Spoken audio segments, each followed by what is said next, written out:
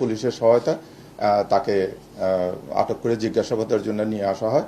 তাকে জিজ্ঞাসাবাদে এবং তার দুটি ফোন হইতে প্রাপ্ত তথ্যের ভিত্তিতে জানা যায় যে সে নিজেকে প্রধানমন্ত্রীর কার্যালয়ের বিশেষ অ্যাডভাইজার হিসেবে প্রদর্শন করে, এই যে এটা হচ্ছে তার ভিজিটিং কার্ড, আমি প্রিন্ট করেছি সেই জন্য দেখতেছেন, এই যে দেখেন তার এই যে এটা একটা তার ভিজিটিং কার্ড, এটা তার কাছে আছে, তার মোবাইলে আমরা পেয়েছি।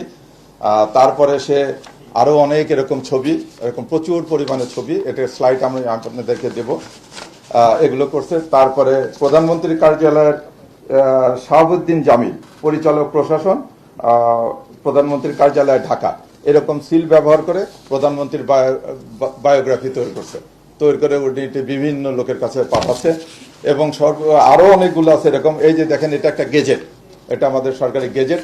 এই গেজেট প্রজ্ঞাপনে সে নিজেকে আরিফ মহিউদ্দিন, সে নিজেকে প্রধানমন্ত্রীর উপদেষ্টা হিসেবে একটা গেজেট পোস্ট করছে, যেখানে সিগনেচার দেখাচ্ছে যে নাসিমুল গনি স্যারের।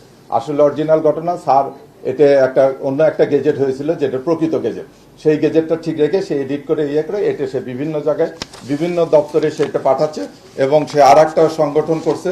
এরকম হাজারো প্রতারণা আছে। সেই গুম কল্যাণ ট্রাস্ট নামে একটা করে দেখেন আপনারা, সরকারি একবারে সিল মনোগ্রাম ব্যবহার করে এটাকে সে আমাদের সরকারের একজন ঊর্ধ্বতন কর্তব্য ব্যক্তিকে এটার সভাপতি এবং সে নিজেকে সদস্য সচিব ঘোষণা করে এবং বিভিন্ন পর্যায়ের লোক, আমাদের অনেক বড় বড় মন্ত্রী মহোদয়দেরকে নাম ব্যবহার করে যে তারা এটা উপদেষ্টা আছে, সে বিভিন্ন জায়গায় এই গুম কল্যাণ ট্রাস্ট এটা সাহায্য করার নামে বিভিন্ন জনের কাছ থেকে আর্থিক সুবিধা বা চাঁদা চাচ্ছে।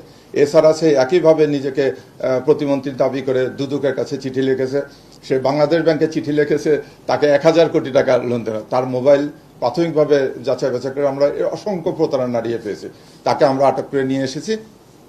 এখন জিজ্ঞাসাবাদে তাকে আমরা এইসব তথ্য পাচ্ছি, তাকে আরও জিজ্ঞাসাবাদ তাকে আইনের আওতায় নেওয়া হবো। আমি আপনাদের প্রিন্ট মিডিয়া এবং এরকম প্রতারণার হাত থেকে আপনারা জনগণকে সচেতন করবো, জনগণ যেন এরকম প্রতারিত না হয় এবং এরকম কোনো কিছু আসলে এটা যথাযথ কর্তৃপক্ষের কাছে দিয়ে এটা ভেরিফাই করে নিয়ে এবং তার যাচাই বাছাই করে নেওয়ার ব্যবস্থা করেন এবং যে কোনো আইনগত সহায়তা আমাদের কাছে চলে আমরা জনগণ সহ সবাইকে আইনগত সহায়তা প্রদান করব।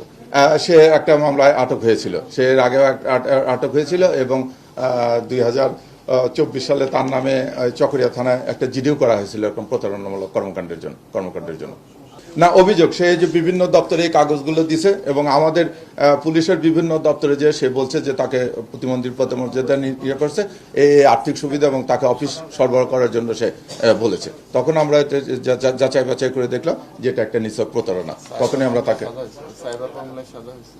তার এর আগে তার সাইবার মামলা একটা সাজাও আছে, তার সাইবারের এরকম প্রতারণার জন্য তার সাইবার একটা মামলা, তার মধ্যে 4 বছরের সাজা হয়েছিল, 5 বছরের সাজা হয়েছিল।